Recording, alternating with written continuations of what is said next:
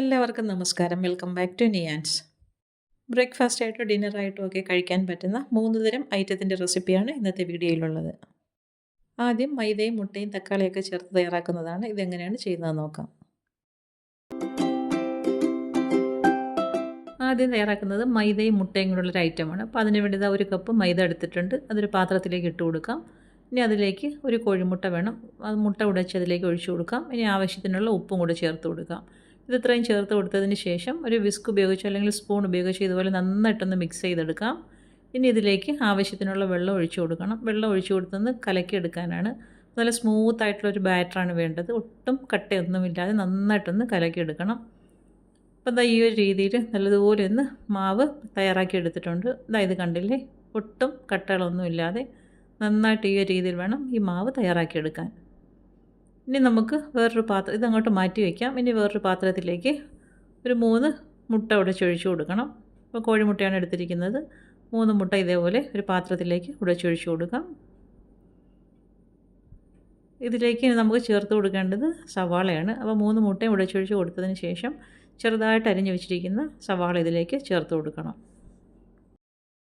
ഉള്ളിയൊക്കെ നമുക്ക് ആവശ്യത്തിനനുസരിച്ച് ചേർത്ത് കൊടുക്കാം. അപ്പോൾ ഇതേപോലെ ചെറുതായിട്ട് അരിഞ്ഞു വെച്ചിരിക്കുന്ന സവാള ചേർത്ത് കൊടുക്കാം. ഇനി അതിലേക്ക് ആവശ്യത്തിനുള്ള ഉപ്പും കൂടെ ചേർത്ത് കൊടുക്കണം. ഉപ്പും ചേർത്ത് കൊടുത്തതിന് ശേഷം ഇതിലേക്ക് എരിവിന് ആവശ്യമുള്ള പച്ചമുളകും കൂടി ചേർത്ത് കൊടുക്കാം. ഒരു പച്ചമുളക് ഞാൻ ചെറുതായിട്ട് അരിഞ്ഞതിലേക്ക് ചേർത്ത് കൊടുക്കുന്നുണ്ട്. ഇതേപോലെ മുട്ട നന്നായിട്ടൊന്ന് ബീറ്റ് ചെയ്തെടുക്കാം. അപ്പോൾ ഹാൻഡ് വിസ്ക് ഉപയോഗിച്ചോ സ്പൂൺ ഉപയോഗിച്ചോ ഇതേപോലെ നന്നായിട്ടൊന്ന് ബീറ്റ് ചെയ്തെടുക്കണം. മുട്ട നന്നായിട്ടൊന്ന് കലങ്ങി കിട്ടണം. ആ ഒരു രീതിയിൽ നല്ലതുപോലെ ഒന്ന് ബീറ്റ് ചെയ്തെടുക്കാം. ഇനി അത് അങ്ങോട്ട് മാറ്റി വയ്ക്കാം. ഇനി നമുക്കൊരു പാൻ അടുപ്പിൽ വെച്ച് കൊടുക്കാം. വെച്ച് കൊടുത്തതിന് ശേഷം ഇതിലേക്ക് ഇതേപോലെ നമ്മൾ തയ്യാറാക്കി വെച്ചിരിക്കുന്ന ബാറ്റർ ഒഴിച്ചു കൊടുക്കണം. ഒഴിച്ചു കൊടുത്തിട്ട് സ്പൂൺ ഉപയോഗിച്ച് പരത്താതെ ഈ ഒരു രീതിയിൽ ഒന്ന് ചുറ്റിച്ചെടുക്കണം. അപ്പം ബാറ്റർ തയ്യാറാക്കി എടുക്കുമ്പോൾ ഈ ഒരു കൺസിസ്റ്റൻസിയാണ് വേണ്ടത്. ഇനി ഒരു സൈഡ് ഒന്ന് പരുവായി വരുന്ന സമയത്ത് തിരിച്ചിട്ട് കൊടുക്കാം. ഒരു 3-4 തവണ തിരിച്ചും മറിച്ചിട്ട് കൊടുത്തിട്ട് വേണം ഇതൊന്ന് തയ്യാറാക്കി എടുക്കാൻ. അപ്പോൾ നന്നായിട്ടൊന്ന് പൊള്ളിക്കിട്ടും. കളറൊക്കെ മാറി നന്നായിട്ട് ഇതൊന്ന് ബബിൾസ് വരാൻ തുടങ്ങുന്ന സമയം വേണം ഇത് നമ്മൾ പാനിൽ നിന്ന് മാറ്റി കൊടുക്കാൻ. നന്നായിട്ടൊന്ന് മൊരിഞ്ഞ് കിട്ടണം. അതായത് കണ്ടില്ലേ, നന്നായിട്ട് മൊരിഞ്ഞ് ബബിൾസൊക്കെ വരാൻ തുടങ്ങിയിട്ടുണ്ട്. അപ്പോൾ ഈ ഒരു സമയമാകുമ്പോഴേക്കും നന്നായിട്ടൊന്ന് വീർത്ത് വരുന്ന സമയമാകുമ്പോഴേക്കും പാനിൽ നിന്ന് എടുത്ത് മാറ്റാം. അപ്പോൾ ഒരു ദോശ തയ്യാറായി കഴിഞ്ഞു. നമുക്ക് വീണ്ടും ഈ ഒരു രീതിയിൽ തന്നെ ആ തയ്യാറാക്കി വെച്ചിരിക്കുന്ന ബാറ്ററിൽ നിന്നെല്ലാം ദോശ ചുട്ടെടുക്കാം. ഒരു 3-4 തവണ തിരിച്ചും മറിച്ചും ഇട്ടിട്ട് വേണം ഇത് തയ്യാറാക്കിയെടുക്കാൻ. ആദ്യം നമ്മൾ തിരിച്ചിട്ട് കൊടുക്കുമ്പോൾ പെട്ടെന്ന് തന്നെ ഒന്ന് തിരിച്ചിട്ട് കൊടുക്കണം. പിന്നീട് ഒരു 3-4 തവണ ഇങ്ങനെ തിരിച്ചും മറിച്ചും ഇട്ട് നന്നായിട്ടൊന്ന് പൊള്ളിച്ചെടുക്കാം. അപ്പോൾ ദോശയെല്ലാം തയ്യാറാക്കി മാറ്റിയതിന് ശേഷം അതേ പാനിൽ തന്നെ കുറച്ച് വെളിച്ചെണ്ണ ഒഴിച്ചു കൊടുക്കാം. വെളിച്ചെണ്ണ ഒഴിച്ചു കൊടുത്തതിന് ശേഷം ഇതേപോലെ തക്കാളി എടുത്ത് വളരെ കനം കുറച്ചൊന്ന് സ്ലൈസ് ചെയ്തെടുക്കണം. ഇനി നമുക്ക് ആവശ്യമുള്ളത്ര ഇതേപോലെ ഒന്ന് പാനിലേക്ക് നിരത്തി കൊടുക്കാം. നിരത്തി കൊടുത്തതിന് ശേഷം തയ്യാറാക്കി വെച്ചിരിക്കുന്ന മുട്ടയുടെ കുറച്ചെടുത്ത് ഇതേപോലെ ഇതിലേക്കൊന്ന് ഒഴിച്ചു കൊടുക്കാം. ഒഴിച്ചു കൊടുത്തതിന് ശേഷം തയ്യാറാക്കി വെച്ചിരിക്കുന്ന ഒരു ദോശ ഇതിലേക്ക് വെച്ച് കൊടുക്കണം. വെച്ച് കൊടുത്തിട്ട് കൈകൊണ്ട് ഇതേപോലെ ഒന്ന് പ്രസ് ചെയ്ത് കൊടുക്കാം. ഇനി ഫ്ലെയിം നന്നായി സിമ്മിലാക്കിയതിന് ശേഷം മുട്ട വേകുന്നതുവരെ ഒന്ന് വെയിറ്റ് ചെയ്യണം. പിന്നീട് ഇതേപോലെ ഒന്ന് തിരിച്ചിട്ട് കൊടുക്കാം. എപ്പോഴും ശ്രദ്ധിക്കേണ്ടത് ഫ്ലെയിം നന്നായി സിമ്മിലായിരിക്കണം, അല്ലെങ്കിൽ അടിവശത്ത് വെച്ചിരിക്കുന്ന തക്കാളിയൊക്കെ പെട്ടെന്ന് കരിഞ്ഞു പോകും. അപ്പോൾ ഇതേപോലെ 2-3 തവണ തിരിച്ചു മറിച്ചിട്ട് വീണ്ടും നന്നായിട്ടൊന്ന് പ്രസ് ചെയ്തെടുക്കാം. ഇപ്പോൾ കണ്ടില്ലേ, നന്നായിട്ട് സെറ്റായി വന്നിട്ടുണ്ട്. ഇനി നമുക്ക് ഇതേപോലെ ഒന്ന് മടക്കി കൊടുക്കാം. അപ്പോൾ ഈ മടക്കുന്ന സമയത്ത് നമുക്ക് ചീസ് ഇതിൽ ഉള്ളിലേക്ക് വെച്ച് കൊടുക്കണമെന്നുണ്ടെങ്കിൽ ചീസ് വെച്ച് കൊടുത്തിട്ട് മടക്കി കൊടുക്കാം. പിന്നീട് ചീസ് മെൽറ്റ് ആകുന്നതുവരെ ഒന്ന് വെയിറ്റ് ചെയ്യണം. അപ്പം ചീസും ഇഷ്ടമുള്ളവർക്കുണ്ടെങ്കിൽ ആണെന്നുണ്ടെങ്കിൽ ചീസും കൂടി ഇതിലേക്ക് വെച്ച് കൊടുക്കാം. വീണ്ടും അടുത്ത മുട്ടയും ഇതേപോലെ തയ്യാറാക്കി എടുക്കാം. തക്കാളി നിരത്തി കൊടുത്തതിന് ശേഷം മുട്ട ഒഴിച്ചു കൊടുക്കാം. പിന്നീട് തയ്യാറാക്കി വെച്ചിരിക്കുന്ന ദോശ ഇതിനെ പുറത്തേക്ക് വെച്ച് കൊടുത്തൊന്ന് പ്രസ് ചെയ്ത് കൊടുക്കാം. നന്നായിട്ട് ഫ്ലെയിം സിമ്മിലാക്കിയതിന് ശേഷം മുട്ട വേകുന്ന സമയത്ത് ഇതേപോലെ ഒന്ന് തിരിച്ചിട്ട് കൊടുക്കാം. തിരിച്ചിട്ട് കൊടുത്തിട്ട് വീണ്ടും 1-2 തവണ ഇതേപോലെ ഈ പ്രോസസ്സ് തന്നെ ഒന്ന് റിപ്പീറ്റ് ചെയ്ത് കൊടുക്കാം. തിരിച്ചും മറിച്ചും ഇട്ട് ഇതേപോലെ തയ്യാറാക്കി എടുക്കാം. അപ്പം ശ്രദ്ധിക്കേണ്ടത് ചീസ് ഉണ്ടെന്നുണ്ടെങ്കിൽ ഗ്രേറ്റ് ചെയ്ത് ഇതേപോലെ ഉള്ളിലേക്ക് ആക്കി കൊടുക്കാം. ആക്കി കൊടുത്തതിന് ശേഷം അത് മെൽറ്റ് ചെയ്യുന്നതുവരെ വീണ്ടും ഒന്ന് വെയിറ്റ് ചെയ്യണം. ചീസ് ഉണ്ടെന്നുണ്ടെങ്കിൽ ഇതേപോലെ ചെയ്ത് കൊടുക്കാം. അപ്പോൾ കുട്ടികൾക്കൊക്കെ ചീസൊക്കെ ഇഷ്ടമായിരിക്കില്ല. അങ്ങനെ അവർക്ക് തയ്യാറാക്കി കൊടുക്കുമ്പോൾ അതും കൂടി ഇതിലേക്ക് വെച്ച് കൊടുത്തതിന് ശേഷം തയ്യാറാക്കിയെടുത്താൽ നല്ല ടേസ്റ്റ് ആയിരിക്കും. അപ്പോൾ ഈ ഒരു രീതിയിൽ രണ്ടായിട്ടൊന്ന് ഫോൾഡ് ചെയ്തതിന് ശേഷം അടുപ്പിൽ നിന്ന് മാറ്റി കൊടുക്കാം. അപ്പോൾ നല്ല സൂപ്പർ ടേസ്റ്റാണ്. ഈ ഒരു രീതിയിൽ കറിയൊന്നും ഇല്ലാതെ തന്നെ ഈസിയായിട്ട് തയ്യാറാക്കിയെടുക്കാൻ പറ്റുന്ന ദോശയാണ്. ബ്രേക്ക്ഫാസ്റ്റായിട്ട് ഡിന്നറായിട്ടും ഒക്കെ കഴിക്കാൻ പറ്റും. അപ്പോൾ ഈ ഒരു രീതിയിൽ ഇങ്ങനെയൊന്ന് തയ്യാറാക്കി നോക്കിക്കോളൂ. കറിയൊന്നും ഇല്ലാതെ തന്നെ വളരെ ഈസി ആയിട്ട് നമുക്ക് ഈ ഒരു ഐറ്റം ഇങ്ങനെ തയ്യാറാക്കി എടുക്കാൻ പറ്റും. അപ്പോൾ കുട്ടികൾക്കൊക്കെ ഈ ഒരു രീതിയിൽ തയ്യാറാക്കി കൊടുത്ത് നോക്കൂ, തീർച്ചയായിട്ടും ഇഷ്ടപ്പെടും. കുട്ടിക്ക് തയ്യാറാക്കുമ്പോൾ നമ്മൾ ചീസും കൂടി വെച്ച് കൊടുത്താൽ കുറച്ചുകൂടി നല്ലതായിരിക്കും. അപ്പോൾ ഇതാ ഇനി ഒന്ന് മുറിച്ച് കാണിക്കാം. ഇത് കണ്ടില്ലേ, ഉൾവശമൊക്കെ നന്നായിട്ട് സെറ്റായി വന്നിട്ടുണ്ട്. അപ്പോൾ കാണുമ്പോൾ തന്നെ അറിയാമല്ലോ, നല്ല ടേസ്റ്റാണ്. അടുത്തത് റവയും പച്ചക്കറിയും എല്ലാം കൂടി ചേർത്ത് തയ്യാറാക്കിയിട്ടുള്ള ഒരു ഐറ്റമാണ്. ഇതെങ്ങനെയാണ് ചെയ്യുന്നതെന്ന് നോക്കാം. ഇത് ചെയ്തെടുക്കുന്നതിന് വേണ്ടി ആദ്യം നമുക്കൊരു മസാല തയ്യാറാക്കണം. അതിന് വേണ്ടി ഇതാ ഒരു ഉരുളക്കിഴങ്ങ് എടുത്ത് വെച്ചിട്ടുണ്ട്, ഒരു സവാള, ഒരു ബീട്രൂട്ട്, ഒരു ചെറിയ കഷ്ണം ക്യാരറ്റ്, ഇതെല്ലാം കൂടി എടുത്ത് നന്നായിട്ട് തൊലി കളഞ്ഞ് കഴുകി വൃത്തിയാക്കി എടുത്തിട്ടുണ്ട്. ഇനി ഇതിനെല്ലാം ഒന്ന് കഷ്ണങ്ങളാക്കി മുറിച്ചെടുക്കണം. അപ്പോൾ ഈ ഒരു രീതിയിൽ ഇതിനെല്ലാം മുറിച്ചെടുക്കാം. കുക്കറിലേക്ക് ഇട്ട് കൊടുത്ത് വേവിക്കാനായതുകൊണ്ട് തന്നെ കഷ്ണങ്ങളൊക്കെ അത്യാവശ്യം വലിയ പീസസായിട്ട് തന്നെ മുറിച്ചെടുക്കാം. അപ്പോൾ ഇതെല്ലാം ഒന്ന് പച്ചക്കറിയെല്ലാം മുറിച്ചെടുത്ത് മാറ്റി വയ്ക്കാം. അതുപോലെ തന്നെ സവാളയും സ്ക്വയർ പീസസായിട്ടൊന്ന് കട്ട് ചെയ്ത് വയ്ക്കാം. ഇതാ വേവിക്കാനുള്ള കുക്കറിലേക്ക് പച്ചക്കറികളെല്ലാം ഇട്ട് കൊടുക്കാം. സവാള മാറ്റി വയ്ക്കാം. പച്ചക്കറികളെല്ലാം കുക്കറിലേക്ക് ഇട്ട് കൊടുത്തൊന്ന് വേവിച്ചെടുക്കണം. അത് അരിഞ്ഞ് വെച്ചിരുന്ന ഉരുളക്കിഴങ്ങും ക്യാരറ്റും ബീട്രൂട്ടും കുക്കറിലേക്ക് ഇട്ട് കൊടുത്തിട്ടുണ്ട്. ഇനി നമുക്കിതിലേക്ക് ആവശ്യത്തിനുള്ള ഉപ്പ് ചേർത്ത് കൊടുക്കാം. ഉപ്പും ചേർത്ത് കൊടുത്തതിന് ശേഷം വേകാൻ ആവശ്യമുള്ള വെള്ളവും കൂടി ഒഴിച്ചു കൊടുക്കാം. ഒരുപാട് വെള്ളം ഒഴിച്ച് കൊടുക്കണ്ട, നമുക്കിത് ഉടച്ചെടുക്കാനുള്ളതാണ്. അപ്പം വെള്ളം ഒഴിച്ചു കൊടുത്തതിന് ശേഷം കുക്കർ മൂടി വെച്ച് അടുപ്പിലേക്ക് വെച്ച് കൊടുക്കാം. ഇനി മസാല തയ്യാറാക്കുന്നതിന് വേണ്ടി പാൻ അടുപ്പിൽ വെച്ച് കൊടുത്ത് വെളിച്ചെണ്ണ ഒഴിച്ച് കൊടുക്കുന്നുണ്ട്. വെളിച്ചെണ്ണ ചൂടായി വരുമ്പോൾ അരിഞ്ഞു വെച്ചിരിക്കുന്ന സവാള ഇതിലേക്ക് ഇട്ട് കൊടുക്കാം. സവാള ഇട്ട് കൊടുത്ത് നന്നായിട്ടൊന്ന് വഴറ്റിയെടുക്കണം. സവാള ഇതേപോലെ നന്നായിട്ടൊന്ന് വഴണ്ട് വരുന്ന സമയത്ത് അതിലേക്ക് ഇതാ ഒരു 1/2 ടീസ്പൂൺ വെളുത്തുള്ളി ചതച്ചതും 1/2 ടീസ്പൂൺ ഇഞ്ചി പേസ്റ്റും കൂടി ചേർത്ത് കൊടുക്കുന്നുണ്ട്. ഇനി അത് നന്നായിട്ടൊന്ന് മൂത്ത് കിട്ടണം. ചേർത്ത് കൊടുത്ത വെളുത്തുള്ളി ഇഞ്ചിയൊക്കെ നല്ലതുപോലെ ഒന്ന് മൂത്ത് വരണം. അതുവരെ വീണ്ടും ഒന്ന് ഇളക്കി കൊടുക്കാം. അതെല്ലാം കൂടി നന്നായിട്ടൊന്ന് വഴണ്ട് വരുന്ന സമയത്ത് അതിലേക്ക് കുറച്ച് കറിവേപ്പിലയും കൂടി ചേർത്ത് കൊടുക്കാം. കറിവേപ്പില ഇട്ട് കൊടുത്തതിന് ശേഷം വീണ്ടും നല്ലതുപോലെ ഒന്ന് വഴറ്റി കൊടുക്കണം. അപ്പോൾ ഇതിലേക്ക് നമ്മൾ ഉപ്പ് ചേർത്ത് കൊടുത്തിട്ടില്ല. അപ്പോൾ ഈ ഒരു സമയമാകുമ്പോഴേക്കും ആവശ്യത്തിനുള്ള ഉപ്പും കൂടി ഇതിലേക്ക് ചേർത്ത് കൊടുക്കാം. ഉപ്പ് ഇട്ട് കൊടുത്തതിന് ശേഷം വീണ്ടും നന്നായിട്ടൊന്ന് മിക്സ് ചെയ്ത് കൊടുക്കാം. അപ്പോൾ ഇത്ര ആയിക്കഴിഞ്ഞാൽ ഇനി നമുക്കിതിലേക്ക് മസാലകൾ ചേർത്ത് കൊടുക്കാം. അപ്പോൾ ഇനി നമുക്ക് മസാലകൾ ചേർത്ത് കൊടുക്കാം. 1 ടീസ്പൂൺ മുളക് പൊടിയും, ഒരു 1/2 ടീസ്പൂൺ അളവിൽ കുരുമുളക് പൊടിയും, 1/4 ടീസ്പൂൺ അളവിൽ മഞ്ഞൾപ്പൊടിയും, 1 ടീസ്പൂൺ ചിക്കൻ മസാലയും, 1/2 ടീസ്പൂൺ ഗരം മസാലയും കൂടെ ചേർത്ത് കൊടുക്കുന്നുണ്ട്. ഇനി ഈ ചേർത്ത് കൊടുത്ത മസാലകളുടെ എല്ലാം പച്ചമണം മാറുന്നത് വരെ നന്നായിട്ടൊന്ന് മൂപ്പിച്ചെടുക്കണം. അപ്പോൾ മസാലകൾ ഇട്ട് കൊടുക്കുമ്പോൾ ഫ്ലെയിം നന്നായി സിമ്മിലാക്കി കൊടുക്കണം. ഇത് നന്നായിട്ടൊന്ന് മൂത്ത് കിട്ടണം. അപ്പോൾ എന്നാലേ അതിൻ്റെ പച്ചമണമൊക്കെ ഒന്ന് മാറി കിട്ടത്തുള്ളൂ. നന്നായിട്ട് മൂത്ത് വരുന്ന സമയത്ത് വേവിച്ച് വെച്ചിരിക്കുന്ന പച്ചക്കറികളുണ്ടല്ലോ അത് ഇതിലേക്ക് ഇട്ട് കൊടുക്കാം. ഇതിലേക്ക് ഇട്ട് കൊടുത്തതിന് ശേഷം മസാലയായിട്ട് നന്നായിട്ടൊന്ന് വഴറ്റി കൊടുക്കണം. വഴറ്റി കൊടുത്തിട്ട് ഇതേപോലെ സ്പാച്ചില ഉപയോഗിച്ച് നന്നായിട്ടൊന്ന് ഉടച്ചെടുക്കാം. അപ്പോൾ ഉരുളക്കിഴങ്ങും ബീട്രൂട്ടും ക്യാരറ്റും എല്ലാം നന്നായിട്ട് ഇതേപോലെ ഒന്ന് ഉടച്ചെടുക്കണം. അപ്പോൾ ഇതാണ് നമ്മുടെ മസാല. അപ്പോൾ ഈ ഒരു രീതിയിൽ നന്നായിട്ട് ഉടച്ചെടുത്തതിന് ശേഷം മാറ്റി വയ്ക്കാം.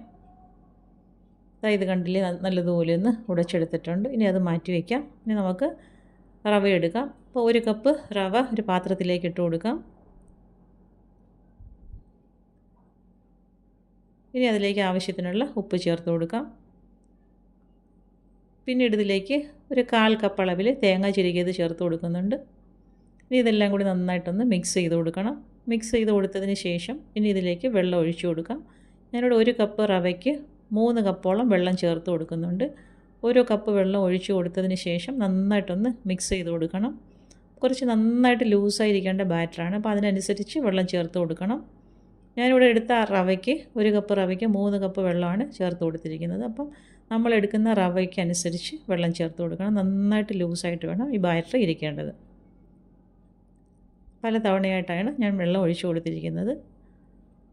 വെള്ളമൊക്കെ ഒഴിച്ചു കൊടുത്തതിന് ശേഷം ഒരു നുള്ള് ബേക്കിംഗ് സോഡയും കൂടി ഇതിലേക്ക് ചേർത്ത് കൊടുക്കാം. അതും ചേർത്ത് കൊടുത്ത് വീണ്ടും നന്നായിട്ടൊന്ന് മിക്സ് ചെയ്ത് കൊടുക്കണം. ഈ ഒരു കൺസിസ്റ്റൻസിയിലാണ് ബാറ്റർ ഇരിക്കേണ്ടത്. ഇനി പാൻ ചൂടാക്കി എടുത്തതിന് ശേഷം അതിലേക്ക് ഇതേപോലെ കോരി ഒഴിച്ചു കൊടുക്കാം. ഇത് കണ്ടില്ലേ, കോരി ഒഴിക്കുമ്പോൾ തന്നെ നന്നായിട്ടങ്ങ് നിരന്ന് പോവുകയാണ്. ആ ഒരു പരുവത്തിൽ വേണം ബാറ്റർ തയ്യാറാക്കിയെടുക്കാൻ. പിന്നീട് അതിലേക്ക് കുറച്ച് നെയ്യൊന്ന് സ്പ്രെഡ് ചെയ്ത് കൊടുക്കാം.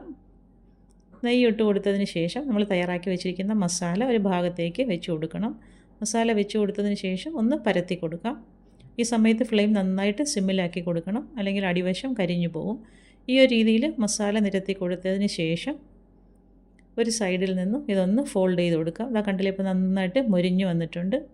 ഇതേപോലെ ഒരു സൈഡിൽ നിന്നും കമഴ്ത്തി കൊടുക്കാം. പിന്നീട് ആ സൈഡ് നന്നായിട്ടൊന്ന് മൂത്ത് വരുന്ന സമയത്ത് അടുപ്പിൽ നിന്ന് മാറ്റാം. ഇതാ അടുത്തതും അതേപോലെ തന്നെ കോരി ഒഴിച്ചിട്ടുണ്ട്. കോരി ഒഴിച്ചതിന് ശേഷം നെയ്യൊന്ന് സ്പ്രെഡ് ചെയ്ത് കൊടുക്കാം. പിന്നീട് ഇതേപോലെ മസാലയൊന്ന് നിരത്തി കൊടുക്കണം.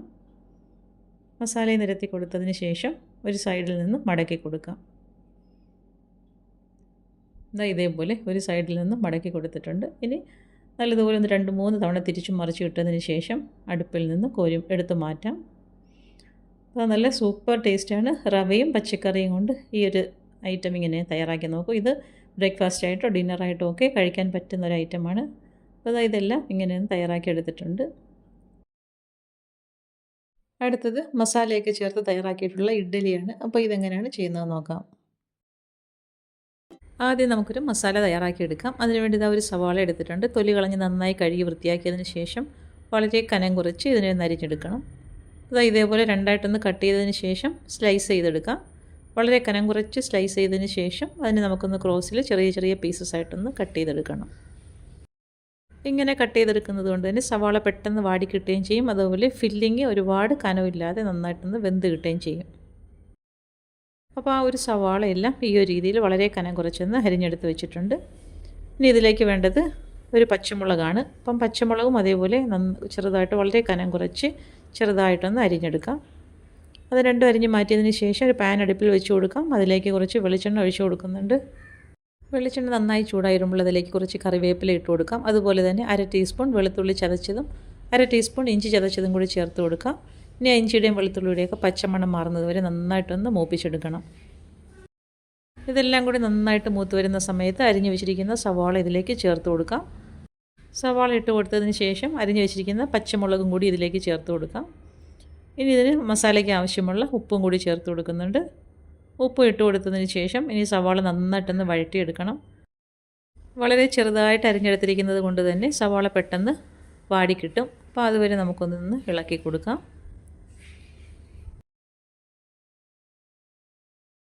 ഇപ്പോൾ ഇത് സവാള നന്നായിട്ട് വാടി വന്നിട്ടുണ്ട്. ഈ ഒരു സമയത്ത് നമുക്കിതിലേക്ക് മസാലകൾ ചേർത്ത് കൊടുക്കാം. അതിനുവേണ്ടി ഒരു 1/4 ടീസ്പൂൺ മഞ്ഞൾപ്പൊടി ചേർത്ത് കൊടുക്കുന്നുണ്ട്. അതിൻ്റെ കൂടെ തന്നെ 1 ടീസ്പൂൺ മുളക് പൊടി ഇട്ട് കൊടുക്കാം. അതുപോലെ തന്നെ 1 ടീസ്പൂൺ മല്ലിപ്പൊടിയും കൂടി ചേർത്ത് കൊടുക്കാം. ഇനി ഒരു 1/2 ടീസ്പൂണോളം ഗരം മസാലയും കൂടി ചേർത്ത് കൊടുക്കുന്നുണ്ട്. ഈ ഫ്ലെയിം നന്നായി സിമ്മിലാക്കിയതിന് ശേഷം മസാലകളുടെയൊക്കെ പച്ചമണമൊക്കെ മാറുന്നവരെ നന്നായിട്ടൊന്ന് മൂപ്പിച്ചെടുക്കണം. നല്ലതുപോലെ ഒന്ന് മൂപ്പിച്ചെടുക്കാം. എന്നാലേ മസാലയ്ക്കൊക്കെ നല്ലൊരു ടേസ്റ്റ് കിട്ടത്തുള്ളൂ. അപ്പം ചേർത്ത് കൊടുത്താൽ മസാലയൊക്കെ നന്നായിട്ട് മൂത്ത് വരുന്നത് വരെ ഇതിനെ ഒന്ന് ഇളക്കി കൊടുക്കാം. അപ്പോൾ ചേർത്ത് കൊടുത്ത മസാലയൊക്കെ നന്നായിട്ട് മൂത്ത് വരുന്ന സമയത്ത് ഇതിലേക്ക് ഒരു 1/4 കപ്പ് വെള്ളവും കൂടി ചേർത്ത് കൊടുക്കാം. വെള്ളം ചേർത്ത് കൊടുത്തതിന് ശേഷം നന്നായിട്ടൊന്ന് മിക്സ് ചെയ്ത് കൊടുത്തതിന് ശേഷം പാത്രം മൂടി വെച്ച് ഒരു 2 മിനിറ്റ് ഒന്ന് വെയിറ്റ് ചെയ്യാം. അപ്പോൾ നന്നായിട്ട് ഇതിനെ ഒന്ന് സവാള നല്ലതുപോലെ ഒന്ന് വാടി വെന്ത് കിട്ടാൻ വേണ്ടിയാണ് ഇങ്ങനെ ചെയ്യുന്നത്. അപ്പോൾ ഇതേപോലെ മൂടി വെച്ച് കൊടുക്കാം. അതിന് ശേഷം 2 മുട്ട പുഴുങ്ങി വെച്ചിട്ടുണ്ട്. അതിനെ ഇനിയൊന്ന് ചെറിയ ചെറിയ പീസസ് ആയിട്ടൊന്ന് കട്ട് ചെയ്തെടുക്കണം. ഇതേപോലെ രണ്ടായിട്ടൊന്ന് മുറിച്ചതിന് ശേഷം ഇതേപോലെ ചെറിയ ചെറിയ പീസസ് ആയിട്ടൊന്ന് കട്ട് ചെയ്തെടുക്കാം. അപ്പോൾ ഇത് മസാലയ്ക്കകത്തേക്ക് ഇട്ട് കൊടുക്കാനുള്ളതാണ്. അപ്പോൾ ഈ ഒരു വലുപ്പത്തിൽ വേണം മുട്ട ഇതേപോലെ ഒന്ന് കട്ട് ചെയ്തെടുക്കാൻ. ഇതേപോലെ വളരെ ചെറുതായിട്ട് അരിഞ്ഞെടുക്കാം. അരിഞ്ഞെടുത്തത് മാറ്റി വയ്ക്കാം. പിന്നെ നമുക്ക് മസാല തുറന്ന് നോക്കാം. അപ്പോൾ ചേർത്ത് കൊടുത്ത വെള്ളമൊക്കെ നന്നായിട്ട് വറ്റിയിട്ടുണ്ട്. ഇനി നല്ലതുപോലെ ഒന്ന് ഇളക്കി കൊടുക്കാം. അപ്പോൾ കണ്ടില്ലേ, സവാള നല്ലതുപോലെ ഒന്ന് വെന്ത് സെറ്റായി വന്നിട്ടുണ്ട്. നന്നായിട്ടൊന്ന് ഇളക്കിയതിന് ശേഷം നമ്മൾ അരിഞ്ഞു വെച്ചിരിക്കുന്ന മുട്ടയുണ്ടല്ലോ, അത് ഇതിലേക്ക് ഇട്ട് കൊടുക്കാം. മസാല ഈ ഒരു പരുവത്തിൽ വേണം നന്നായിട്ടൊന്ന് വെന്ത് കിട്ടണം. നല്ലതുപോലെ ഇളക്കിയതിന് ശേഷം അരിഞ്ഞു വെച്ചിരിക്കുന്ന മുട്ട ഇതിലേക്ക് ചേർത്ത് കൊടുക്കുക. മുട്ട ഇട്ട് കൊടുത്തതിന് ശേഷം വീണ്ടും ആ മസാലയും മുട്ടയും കൂടി നന്നായിട്ടൊന്ന് ഇളക്കി കൊടുക്കാം. അപ്പോൾ മുട്ടയുടെ എല്ലാ ഭാഗത്തും മസാല നല്ലതുപോലെ ഒന്ന് പിടിച്ച് കിട്ടണം. ആ ഒരു രീതിക്ക് നന്നായിട്ടൊന്ന് ഇളക്കി കൊടുക്കാം. ഇതേപോലെ മുട്ടയുടെ എല്ലാ ഭാഗത്തും മസാല നന്നായിട്ടൊന്ന് കോട്ട് ചെയ്ത് കിട്ടണം. അതുവരെ ഒന്ന് ഇളക്കി കൊടുക്കണം. അപ്പോൾ ഇതാണ് നമ്മുടെ ഫില്ലിങ്. അപ്പോൾ ഇത്രയും റെഡിയായി കഴിഞ്ഞാൽ അത് മാറ്റി വയ്ക്കാം. ഏറ്റവും ലാസ്റ്റിൽ കുറച്ച് മല്ലിയിലയും കൂടി ഇട്ട് കൊടുക്കാം. മല്ലിയില ഇട്ട് കൊടുത്ത് വീണ്ടും നന്നായിട്ടൊന്ന് മിക്സ് ചെയ്ത് കൊടുക്കാം. അപ്പോൾ നമ്മുടെ ഫില്ലിങ് റെഡിയായി കഴിഞ്ഞു. ഇതാ ഇതുപോലെ ഫില്ലിങ് നന്നായിട്ടൊന്ന് കുഴഞ്ഞിരിക്കുന്ന പരുവത്തിലാണ് ഇത് തയ്യാറാക്കി എടുക്കേണ്ടത്. ഇനി ഇതങ്ങോട്ട് മാറ്റി വയ്ക്കാം. അപ്പോൾ ഇതാണ് നമ്മുടെ ഫില്ലിങ്. റെഡിയാക്കിയതിന് ശേഷം അത് മാറ്റി വയ്ക്കാം. ഇനി ഇതാ കുറച്ച് ഇഡ്ഡലി മാവ് എടുത്തിട്ടുണ്ട്. അതിലേക്ക് ആവശ്യത്തിനുള്ള ഉപ്പ് ഇട്ട് കൊടുക്കാം. ഉപ്പ് ഇട്ട് കൊടുത്തതിന് ശേഷം നന്നായിട്ടൊന്ന് മിക്സ് ചെയ്തെടുക്കണം. ചേർത്ത് കൊടുത്ത ഉപ്പ് എല്ലാ ഭാഗത്തും പിടിക്കത്തക്ക രീതിയിൽ മാവ് നന്നായിട്ടൊന്ന് ഇളക്കി കൊടുക്കാം. ഇളക്കി കൊടുത്തതിന് ശേഷം നമുക്ക് ഇഡ്ഡലി പാത്രം വൃത്തിയാക്കി അതിലേക്ക് കുറച്ച് എണ്ണയൊക്കെ ഒഴിച്ചൊന്ന് തടവിയെടുക്കണം. ഇഡ്ഡലി ചെയ്തെടുക്കാനാണ്. അപ്പോൾ ഈ ഒരു രീതിയിൽ മാവ് നന്നായിട്ട് മിക്സ് ചെയ്ത് കൊടുക്കുന്നുണ്ട്. ഇനി ഇഡ്ഡലി പാത്രം അടുപ്പിലേക്ക് വെച്ച് കൊടുത്ത് അതിലേക്ക് വെള്ളം ഒഴിച്ചു കൊടുത്തിട്ടുണ്ട്. ഇനി തട്ടിലേക്ക് ഇതേപോലെ കുറേശ്ശെ മാവ് ഒഴിച്ചു കൊടുക്കാം. ഓരോ കുഴിയുടെയും പകുതി അളവിൽ മാവാണ് ഒഴിച്ചു കൊടുക്കുന്നത്. അപ്പോൾ ആ തട്ടിലെല്ലാം അതേപോലെ പകുതി മാവ് വീതം ഒഴിച്ചു കൊടുക്കാം. ഇതേപോലെ ഒഴിച്ചു കൊടുത്തതിന് ശേഷം ഇനി നമ്മൾ തയ്യാറാക്കി വെച്ചിരിക്കുന്ന ഫില്ലിങ് ആവശ്യാനുസരണം ഇതിലേക്ക് ചേർത്ത് കൊടുക്കണം. അപ്പോൾ ഓരോ തട്ടിലും മാവിൻ്റെ പുറത്തേക്ക് ഫില്ലിങ് വെച്ച് കൊടുക്കാം. ഇതേപോലെ ഓരോ തട്ടിലും ഫില്ലിങ് വെച്ച് കൊടുക്കുന്നുണ്ട്. ഫില്ലിങ് വെച്ച് കൊടുത്തതിന് ശേഷം അതിൻ്റെ പുറത്തേക്ക് ഇതേപോലെ കുറച്ച് മാവും കൂടി ഒഴിച്ചു കൊടുക്കുക. അതൊന്ന് കവർ ചെയ്തെടുക്കണം. ഈ ഒരു രീതിയിൽ എല്ലാ കുഴിയിലും ഈ ഒരു രീതിയിൽ തന്നെ റിപ്പീറ്റ് ചെയ്തെടുക്കണം. ഇതേപോലെ ചെയ്ത് കൊടുക്കുക. അപ്പോൾ നല്ല തിക്കായിട്ടുള്ള ബാറ്ററാണ് ഇഡ്ഡലി മാവിന് വേണ്ടത്. എന്നാലേ ഇത് നന്നായി പെർഫെക്റ്റായിട്ട് കിട്ടുകയുള്ളൂ. ഈ ഒരു രീതിയിൽ മാവ് ഒഴിച്ചു കൊടുത്തതിന് ശേഷം അതൊന്ന് റെഡിയാക്കി എടുക്കാം. പിന്നെ ഇത് അടുത്ത തട്ട് വെച്ച് കൊടുക്കുന്നുണ്ട്. അടുത്ത തട്ടിലും ഇതേപോലെ തന്നെ നേരത്തെ ചെയ്തതുപോലെ പകുതി വീതം മാവ് ഒഴിച്ചു കൊടുക്കാം. ഒഴിച്ചു കൊടുത്തതിന് ശേഷം ഫില്ലിങ് വെച്ച് കൊടുക്കാം. നേരത്തെ ചെയ്തതുപോലെ തന്നെ ആവശ്യമുള്ളത്രയും ഫില്ലിങ് അതിലേക്ക് വെച്ച് കൊടുക്കാം. വെച്ച് കൊടുത്തതിന് ശേഷം വീണ്ടും മാവ് ഒഴിച്ചു കൊടുത്ത് ഒന്ന് കവർ ചെയ്തെടുക്കണം. അപ്പോൾ ഈ ഒരു രീതിയിൽ എല്ലാം തയ്യാറാക്കി എടുത്തിട്ടുണ്ട്. ഇനി ഇഡ്ഡലി പാത്രം മൂടി വെച്ച് ഇഡ്ഡലി വേവിച്ചെടുക്കാം. ഇഡ്ഡലി വേകുന്നവരെ ഒന്ന് വെയിറ്റ് ചെയ്യാം. അപ്പോൾ ഇഡ്ഡലി നന്നായിട്ട് വെന്തിട്ടുണ്ട്. ഇനി പാത്രത്തിൽ നിന്നും ഇളക്കി മാറ്റി വയ്ക്കുന്നുണ്ട്. നന്നായിട്ട് തണുത്തതിന് ശേഷം ഇഡ്ഡലി ഇളക്കിയെടുക്കാം. ഇത് കണ്ടില്ലേ, നല്ല അടിപൊളിയായിട്ട് തന്നെ ഇളകി വരുന്നുണ്ട്. അപ്പോൾ ഇഡ്ഡലി ഈ ഒരു രീതിയിൽ തയ്യാറാക്കിയിട്ടില്ല എന്നുണ്ടെങ്കിൽ ഇങ്ങനെയൊന്ന് തയ്യാറാക്കി നോക്കൂ. നല്ല അടിപൊളി ടേസ്റ്റാണ്. ഇതാകുമ്പോൾ കറിയൊന്നും വേണ്ട കഴിക്കാൻ. ഇനി ഓരോന്നും ഇളക്കി ഇതേപോലെ പാത്രത്തിലേക്ക് മാറ്റി കൊടുക്കാം.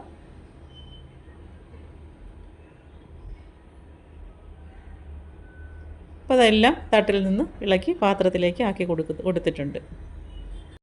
ഇഡ്ഡലി മാവും മുട്ടയൊക്കെ ഉള്ളപ്പോൾ ഈ ഒരു രീതിയിൽ ഇഡ്ഡലി ഇങ്ങനെ തയ്യാറാക്കി നോക്കൂ. നമ്മൾ വെറൈറ്റി ആയിട്ടൊക്കെ തയ്യാറാക്കി കുട്ടിയൊക്കെ കൊടുക്കുമ്പോൾ അവർക്കൊക്കെ ഒരുപാട് ഇഷ്ടമാകും. അപ്പോൾ ഈ ഒരു രീതിയിൽ ഒരു തവണ ഇങ്ങനെയൊന്ന് തയ്യാറാക്കി നോക്കൂ. മുട്ടയ്ക്ക് പകരം നമുക്ക് ഫില്ലിങ്ങിലേക്ക് ബീഫോ ചിക്കനോ അല്ലെങ്കിൽ വെജിറ്റബിൾസോ അങ്ങനെ എന്ത് വേണമെങ്കിലും ചേർത്ത് കൊടുക്കാം. അപ്പോൾ അതൊക്കെ ഓരോന്ന് ചേർത്ത് കൊടുക്കുമ്പോൾ ഒരു പ്രത്യേകം ടേസ്റ്റ് ആയിരിക്കും. ഇത് കണ്ടില്ല. ഇനി ഇതിനെ ഒന്ന് മുറിച്ച് കാണിക്കാം. ഇത് നോക്കിക്കൂടെ എത്രത്തോളം സോഫ്റ്റ് ആണെന്നുള്ളത്. അപ്പോൾ ഇന്നത്തെ വീഡിയോ ഇത്രയേ ഉള്ളൂ. ഇഷ്ടമായ ലൈക്ക് ചെയ്ത് സബ്സ്ക്രൈബ് ചെയ്ത് സപ്പോർട്ട് ചെയ്തേക്കൂ. എന്തെങ്കിലുമൊക്കെ അഭിപ്രായങ്ങളുണ്ടെങ്കിൽ കമൻറ്റ് ചെയ്യൂ. വീണ്ടും അടുത്ത വീഡിയോയിൽ കാണുന്നത് വരെ ബൈ ഫ്രം നീ ആൻഡ് താങ്ക്സ് ഫോർ വാച്ചിങ്.